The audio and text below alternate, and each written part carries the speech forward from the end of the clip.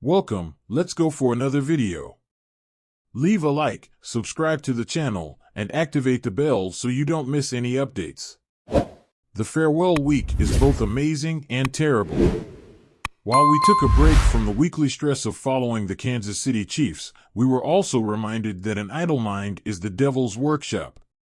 This free time gave us and the team a chance to reflect on the good things that happened during the team's 7-2 start to the season, a start that once again put them at the top of the standings in what seems to be a crowded AFC playoff picture.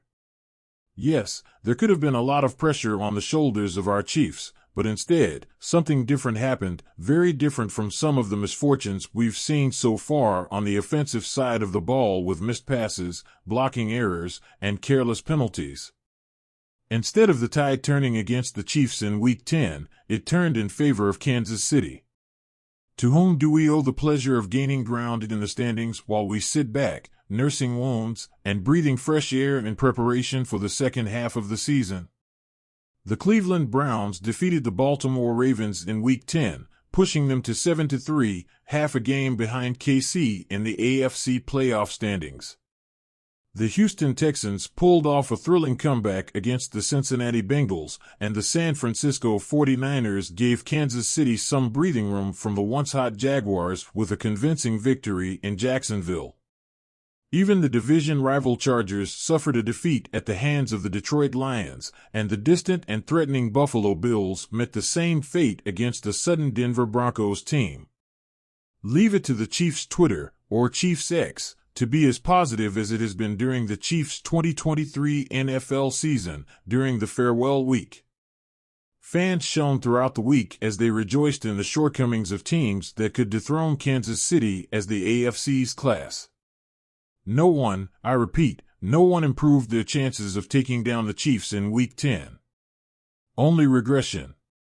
This social media reaction, however, occurred despite the team already holding a 7-2 record, the best in the conference heading into the farewell. You can keep some people happy for some time, all people happy for some time, but you can't keep all people happy all the time. Hopefully, this will serve as a reminder for those rooting for the Chiefs that when unexpected losses happen, it's not the end of the world. But who can blame everyone for being negative sometimes this year? The past weekend, and even the last few days, were the football equivalent of a remedy for a bad day. We've all experienced that feeling.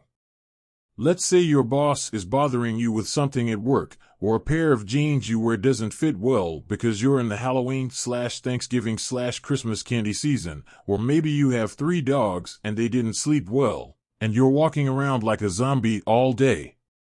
We've all had bad days and taken time off for one reason or another. But we've all had moments that instantly lifted us from that fear as well.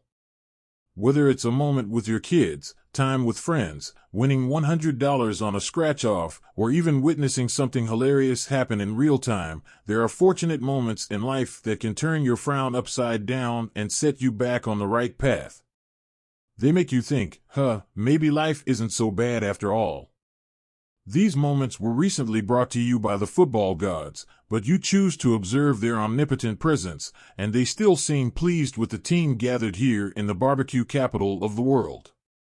The Chiefs not only entered the farewell with not many significant injuries, the most significant being Nick Bolton's wrist, which will keep him out until December, but the team also got to do cool things, like watching their alma mater students beat aspiring football schools as they hit the road and went to shows in Argentina while resting for the Super Bowl 57 rematch against the Philadelphia Eagles this Monday. Karma, without referring to Taylor Swift's song, is powerful and can be influenced in one way or another by forces that we simply don't understand as mere humans. The favor of the football gods is something we should cherish while it still resides in the realm. What better time could we ask for this reminder?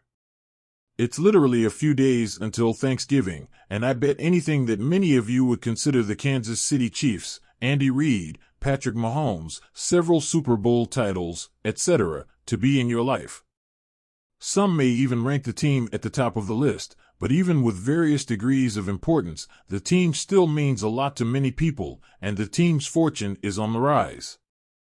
You know who probably isn't feeling so lucky right now? The Bills, Chargers, and especially Bengals fans.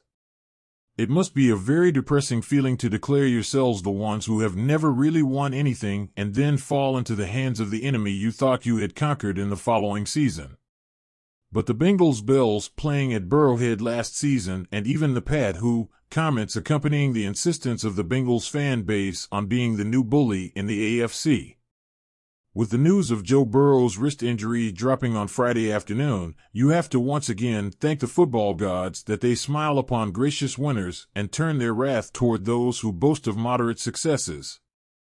Dance on their current and eventual graves and embrace your tears if you wish, but I propose that we be humble winners if we wish. The point is that the Chiefs are in control again this year in the AFC, even though the team has had some concerning issues so far in 2023.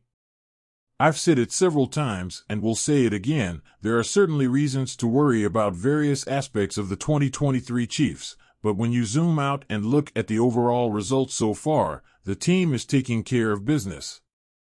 As I prepared to finish this piece, I spent some time on TikTok mindlessly scrolling to clear my head of interfering thoughts. In performing this almost self-imposed lobotomy, I came across a clip of Kirby Smart in the locker room talking to the Georgia Bulldogs at halftime of the game earlier this season against South Carolina.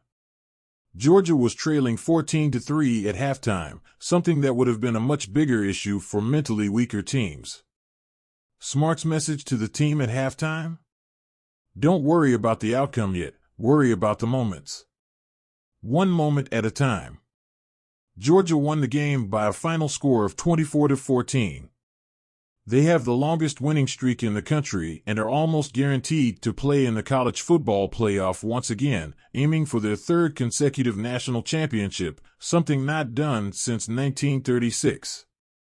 That mindset, winning and focusing on each moment instead of trying to solve all your problems at once, reacting but not overreacting, is exactly the mindset we should all adopt this Chiefs season. One moment, one game at a time. No game is bigger than what happens this Monday against Philadelphia, and if the football gods continue to smile upon Kansas City, we might all wake up on Tuesday thinking, maybe life isn't so bad after all.